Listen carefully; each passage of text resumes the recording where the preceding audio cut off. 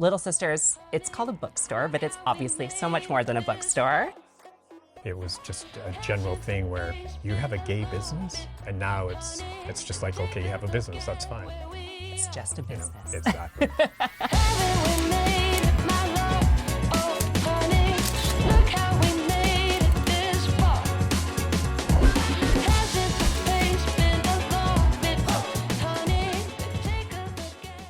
Hi, I'm Lauren. I'm in Vancouver's West End today, and I'm going to go chat with one of the owners of iconic queer bookstore, Little Sisters. Let's go. Hi, Dawn. Hi, Lauren. Nice to meet you. I would love to know a little bit about Little Sisters, how you came to own it, and a little bit about the history. Well, this has been around now for 41 years. This is our 41st year. So I was always a supplier to Little Sisters, to Jim and Bruce. And I used to come in and do a lot of merchandising and stuff like that for them. So I was friends of theirs as well. I would always meet with Jim every Saturday for brunch. When Jim had his accident in September 2014, his partner called me and said, oh, Jim's had an accident, but his partner was like 90% blind. Oh, wow. So he said, what am I going to do about the store? So I said, well, I'll help you out for 2 or 3 months. That happened on a Saturday or a Sunday, and I came in on Monday. The rest is history. Yeah. So I've been here since 2014. It sort of meant for me to keep the legacy of Little Sisters going on, you know, and so that's really what I've tried to do. So with Pride coming up next week, there's a fair bit of Pride clothing. Everybody wants to be decked out in their latest Pride outfit. It gets quite busy in here. Yeah, you can't move in here. It's, oh my gosh. Everybody that comes downtown has to come into the store and bring their whole families and all the kids and everything. So yeah. A lot of people think that we've sort of got rid of books. We just cut the fixtures down, but we still have books here on both sides.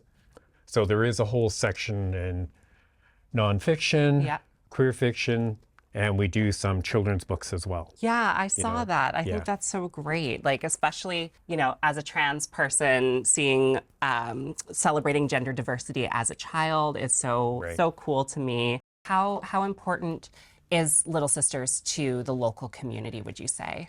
I think it's very important because we've been here such a long time, and we're a safe space that if anybody's having any trauma or feels unsafe even out on the street, they can always come here and we will try and get them whatever support they have, and they can feel safe coming here and disclosing whatever's happened if somebody's chasing them or they just feel unsafe on the street. It's like a queer refuge. Yeah, exactly. It's a safe haven for them to come. Do a lot of folks who are just starting to explore their queerness come in here looking for something? Yeah, we get calls about that all the time. Can we come in sometimes? Can we talk to people? And unfortunately, we have to tell them sometimes we're not counselors here, you know, or doctors. Even if you're not, you know, qualified to be a therapist to people, certainly this can be a resource hub.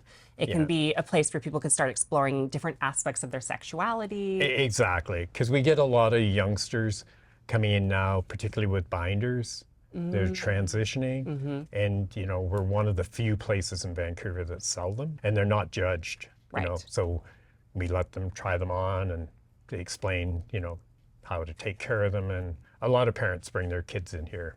That they're transitioning at such a young age these days. You know, we're not here to judge. It's absolutely, you know, if that's the choosing that they make. It's a family issue, not a society issue. It's a family issue. We're not here to judge, and I don't allow any of our staff to judge that. You know, we don't judge people, sorry.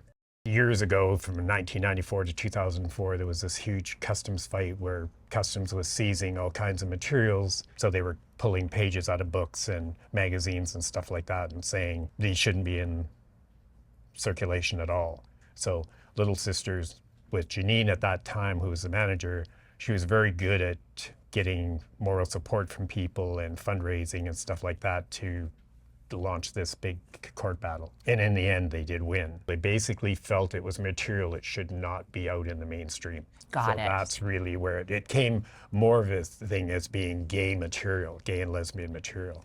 Got it. So that's what happened. It was discriminatory. Exactly. Absolutely. So they fought that and won. So, what are some of the uplifting things that you've seen be accomplished by the queer community over the last several decades? I just think the openness. It's a way more open now. I mean, I've been on business on Davie Street for over 25 years. I've had previous businesses before. It was just a general thing where you have a gay business? And now it doesn't mean anything anymore. You know, it's just like, okay, you have a business, that's fine. It's just a business. You know, exactly. The one thing that I'm most proud about is that Little Sisters doors are still open. Yeah. I sort of made the change to diversify in a big way. And I'm a firm believer that if you don't diversify in this day and age, you cannot stay in business in the community. It just will not work, because we just could not survive on just books. Books are a tough one with big companies out there, certain big companies that shall not be named. Yeah, exactly. And books are a low margin. High rents are a huge thing. And I'm quite proud that Little Sisters is financially stable, and I think in years to come it'll not be a big issue. Do you think Jim would be proud of the direction the store's gone? I think Jim would be proud. I always told Jim that he needed to have more stock in the store. And he probably is up there looking down saying, Jesus, Don, you really did that in a big way. Little Sisters is a cornerstone to the queer community and was one of the first to start to carry products like binders, like gender-affirming product. Right. So how does it feel to now see that other businesses are getting into it and that, you know, Little Sisters started it all? I think it's a great thing, because now it's sort of becoming more common to see some of these items around. Yeah. You know, so I think it's great. And it helps people that are diversifying, like Big Bros. I mean, it's a barbershop, right? Who would expect to go to barbershop and buy a binder? Yeah. You know, stuff like that. So. Well, Jesse, who used to work, you know, at Little Sisters, has said that he really wanted to see Big Bros become a bit of a resource hub for the trans community in the same way that Little Sisters has been over the years. Yeah, no, I think it's great. I think there's definitely lots of room in the market for that. You know, some people said, oh, don't you realize someone else is selling it? No, I think that's great. You know, women's wear on commercial sells it binders as well. So I think more the merrier. So for Pride, on the Saturday, Sunday, we'll have a DJ out front. Oh, fabulous. DJ Spike. And we'll have a drag queen out here. It'll be very festive. And Little Sisters will be marching in the parade. Any personal plans for Pride? My plans all have to take second seat, so I'll be at the store. That's all good. I enjoy meeting people, so I'm fine with it. So great. Yeah. Thank you so much. I appreciate you coming. It was lovely to meet you. Okay, for sure. We'll drop in with all your friends anytime. Yeah.